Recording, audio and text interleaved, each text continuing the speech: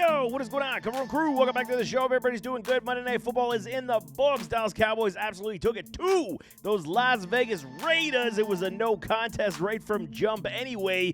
But we're talking today, must-add players, week number 12. A lot of injuries transpired this week. It was big-time injury week. Not good, no bueno. We got to replace a lot of these top-end players potentially, man. Drake London going down. We saw Josh Jacobs deal with a knee injury as well. Thankfully for his case, he got away with some positive news.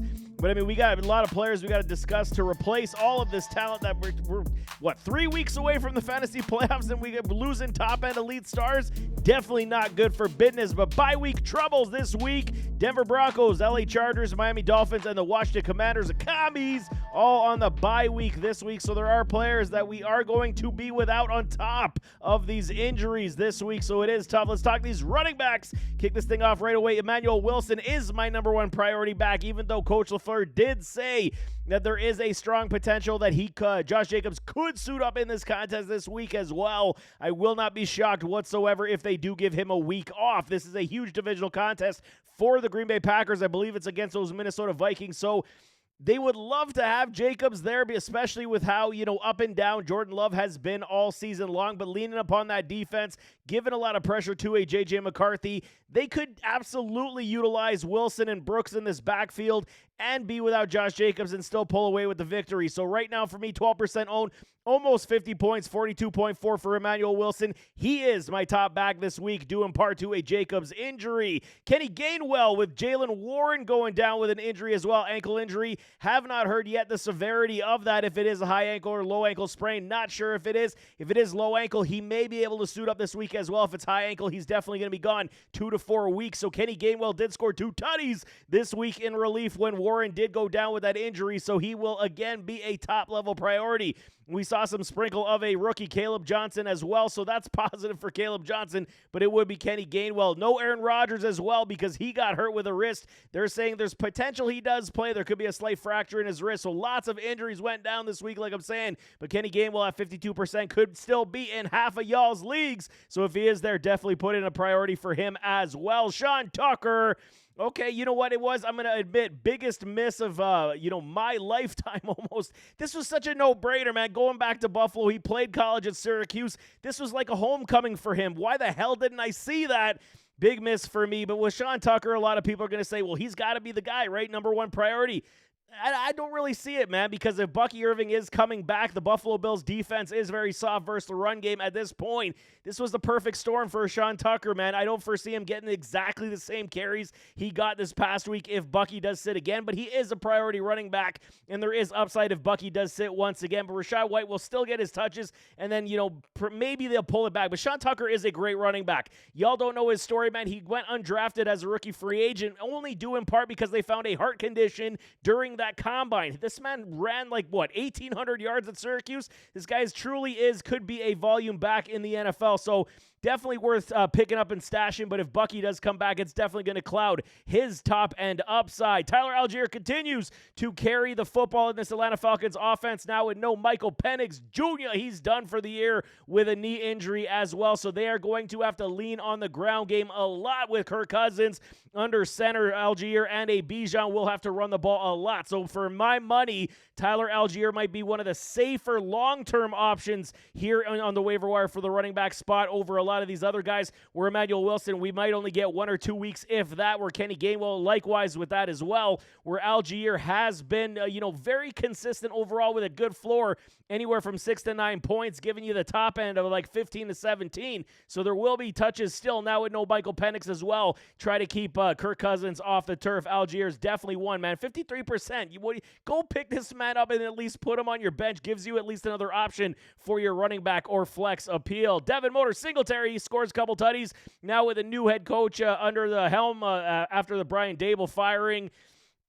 When it comes to Motor, I mean, it was nice to see that finally more dedication to the ground game for these New York Giants. I just don't trust Motor overall. If y'all do, that's great. I mean, matchup play potentially, but you're not going to see 2 touchdowns. You're not likely going to see 1 touchdown from a Devin Singletary on the best of days. So for me, it is pick your poison. If you're really struggling at running back, at least there is serviceable volume here that we can utilize for Devin Singletary. Jaleel McLaughlin, it was one of those situations when a J.K. Dobbins did go down. He's likely gone for the season anyway, going for foot surgery. So it was going to be between McLaughlin and a Beatty for the backup role. And McLaughlin has done the business before. So it was going to be that guy. I was being a little ambitious, saying maybe Beatty gets into the play.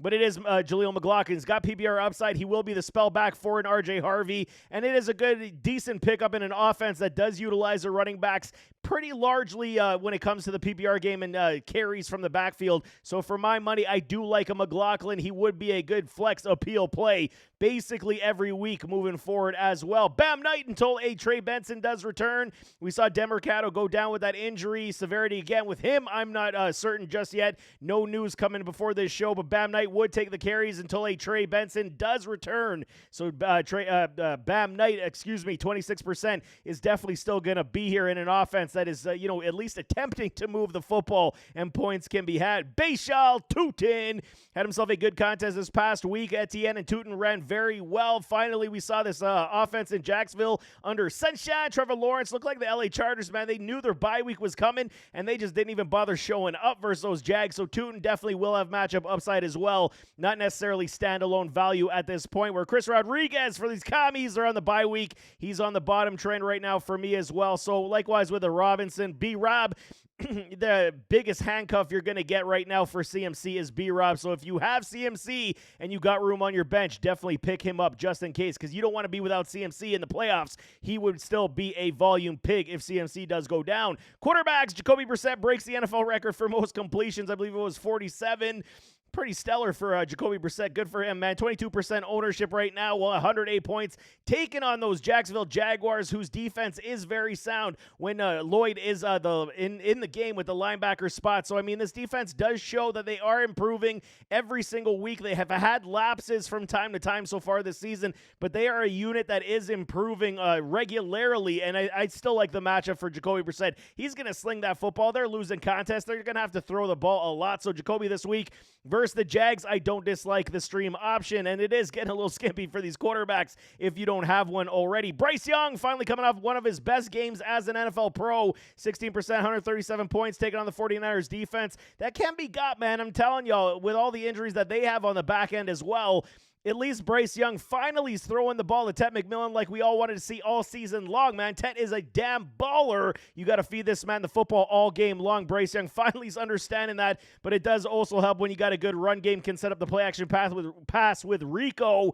So I do like Bryce Young this week as well. The floor is very small, but the ceiling is continuously growing for Bryce. I do like what I see in matchup play, especially against the 49ers, where there can be plays to be had. Trevor Lawrence, sunshine. Like I said, coming off their best showing, probably best showing of the season, 35 points, and didn't have to give it up like they did the week prior to those Houston Texans, 154 points. But with Sunshine, Matt, you're going to get those 15-point games, you're going to get those 10-point games, and then you're going to pop off for 25. Like, that's what you're getting from him. You want to see that consistency. Will Brian Thomas Jr. come back? Perhaps. Having a Jacoby Meyers there definitely does promote big-time safety blanket appeal for a Trevor Lawrence, which was good this past week as well. So there is upside moving in the right direction because of the wide receiver talent in Parker, Washington, Meyers, and hopefully Brian Thomas Jr. does come back, and the run game is absolutely working. This team should be moving way better than what they are. Trevor Lawrence is a good streaming option. J.J. McCarthy, not so much on the streamer for me. He is here on my list because if he does figure it out, it is viable, but taking on these Packers this week, probably going to not be something you want to exercise, especially how he's played poorly these past two contests. So if you're only in straight up desperation mode, do you do it, J.J. McCarthy? But that just shows how, meek the list is right now for streaming quarterbacks. C.J. Stroud still dealing with that concussion. He's only on my list if he does clear concussion protocol. Almost feels like a soft benching for a C.J. Stroud, and they're playing at Davis Mills because he is moving the offense that much better. Kind of quote-unquote soft benching. Clear up your concussion, even though you probably already cleared. Take a couple more weeks off and see where we are as a club. But it is not a good sign for C.J. Stroud if he misses, 3 weeks in a row due to this concussion. Davis Mills definitely would be the heir apparent in this, and then potentially a streaming option for Mills as well this week if Stroud sits once again. With Aaron Rodgers maybe not playing this week, you're going back to Mason Rudolph, and he looked okay coming off the bench, but we know what happens when he does get a full week of practice and teams do develop their scheme to go against Mason. It's not necessarily the best thing you want to see, especially with some of the injuries. Not the great heaping of talent at wide receiver for Pittsburgh, but he's on the list, man. 1% ownership right now if, again, desperation mode for Mason Rudolph. Likewise with Kirk Cousins, I can't trust it, man. No Drake London as well. It's just not going to be good. I'd prefer the running game over Kirk Cousins at this point. He's going to give you potentially, he could give you 300 yards, but he's going to throw his interceptions, and he could give you a very low floor as well. Did not look good in relief of a Michael Penix either, where Tyrod Taylor has been named the starter over a Justin Fields at this point once again. Deep ball is still there for Tyrod, but lower your expectations. Quarterback stream this week is definitely meeker than it has been. Wide receivers, Michael Wilson, what I tell you on Start Sit last week, target upside was the key, and if you played him like I did in 4 leagues, I mean, you got yourself at least, anywhere from 29 to like 35 points. Like, it was a glory show for Michael Wilson. You know, Marvin Harrison Sr. might have a point. Why the hell don't you do this with Marvin Harrison Jr., man? Force feed him the football. What did Wilson have? He had like 15 receptions this game, 154 yards, something like that. Is crazy talk. 66.1 points, only 39% owned right now. So with Marvin Harrison's appendicitis, it is likely that he will sit this week as well. So a high-end potential that we could see another big-time target share go to a Michael Wilson. He is a big-time wide receiver 2 flex option for us this week once again. Coming off the bye week, those Indianapolis Colts, Alec Pierce, he is still here, 55% ownership, man, and his role continues to evolve in this offense with Daniel Jones, with Michael Pittman, with Josh Downs, and it's almost like he's jumping a Josh Downs at this point, where Downs will still get his games from time to time,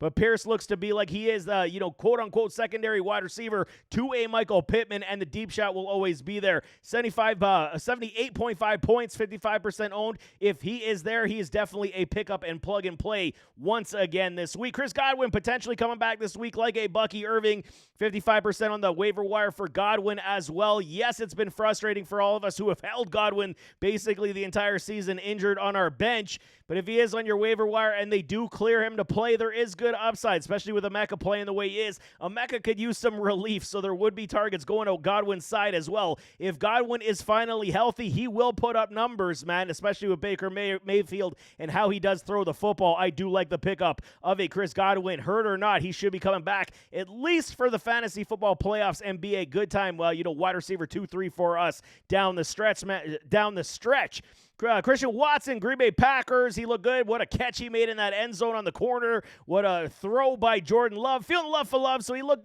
good enough. And, waiting for the evolution of these wide receivers for someone to finally pick up steam. Watson was that dude before he went down with that knee injury last year. He was picking up a lot of steam, looking like that wide receiver 1 that we could trust on a weekly basis. Maybe this is finally starting to happen and transpire. We know he's got the wheels. We know he does drop the football from time to time, but if he is, expanding his route tree over the mid-range type of thing with getting red zone shots, you saw what he can do when he does get open. Doesn't take a lot for him to get separation. I love me some Watson as well, 37% owned. He is a must pick up as well. Andre Yosevash, Cincinnati Bengals, because Jamar Chase was a dummy spitting at Jalen Ramsey. Like, come on, Chase, what are you doing, man? Like, have some respect. I get he's talking a bunch of smack, but spitting on a dude, really, man?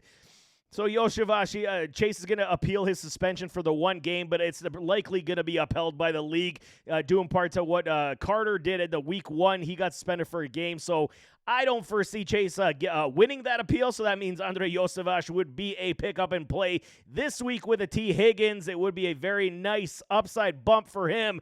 And we know when he does get expanded target share, Yosevash typically does reward us, especially when it comes to TD upside. I do like the pickup of Yosevash this week if Jamar Chase's suspension is upheld, like we do think it will be. Darnell Mooney, full Mooney, I'm putting him a little bit further down my list, even though we should be excited like how we were for Michael Wilson. It's just not as exciting for Darnell Mooney, even though Drake London's gone this week with a PCL injury on the knee.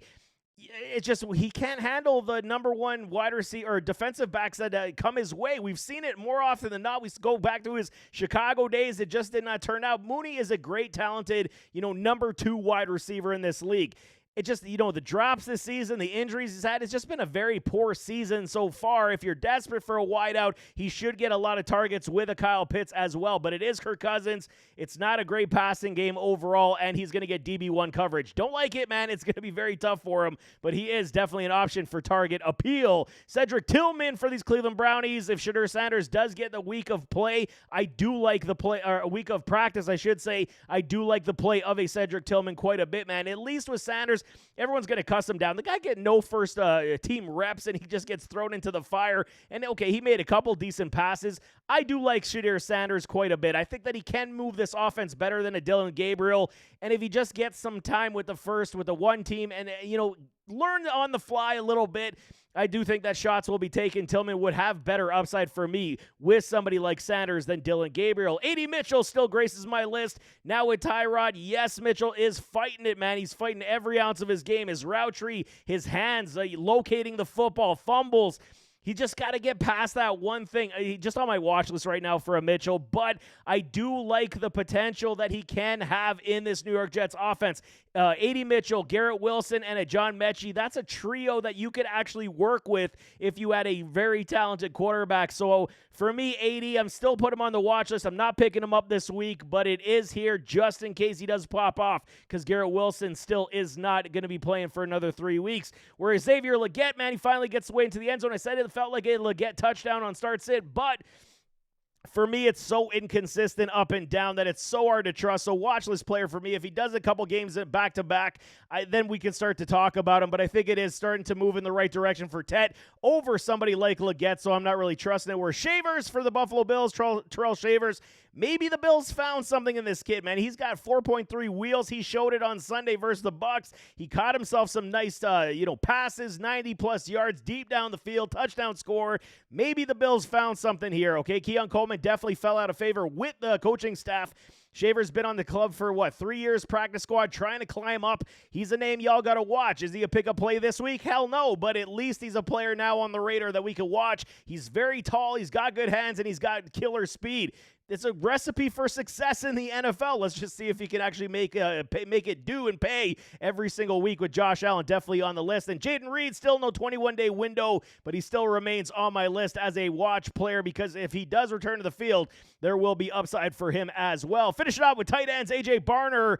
Man, like I said, all season long, even as bad as a Sam Darnold did play this past week with his 4 interceptions, Barner was great. He had himself one of his best contests. I believe he saw 10 targets and all that garbage time as well as they tried to make a effort to climb back into that contest. 16% owned. This guy just puts up numbers, man. 77 points for a guy who's only 16% owned. Y'all be crazy. I'm telling y'all, Barner can be trusted most weeks. And, with Cooper Kupp, failing me on the revenge game, I'm going back to the well with A.J. Barner because there is lots of consistency with Dalton Schultz with a Davis Mills. He's been performing exceptionally well, 55% owned right now, and his ceiling or his floor has now creeped back up to being in that 8 to 10 point range. Love me the play of Schultz. If he's there on your waiver wire 55%, he's definitely one with Davis Mills. With C.J. Stroud, not so much, but Davis Mills, we can play a Dalton Schultz all day long. Noah Fant without a Jamar Chase would see an uptick as well for me this week. Almost 10% ownership, and he would see a lot of targets come his way as T. Higgins would occupy defensive back ones in this contest. So Yosavash and a Fant would be the biggest, point getters in this offense without Jamar Chase as well. He definitely is a viable streaming tight end this week. Where Theo Johnson, we'll see who does start this week. If it's Jackson Dart or if it is Jameis Winston, at least there is points that can be had. 6 to about 10 points, kind of where we're hovering for Theo unless he finds his way into that end zone. Brock Wright for these Detroit Lions. Yes, it was a bad game for the Lions.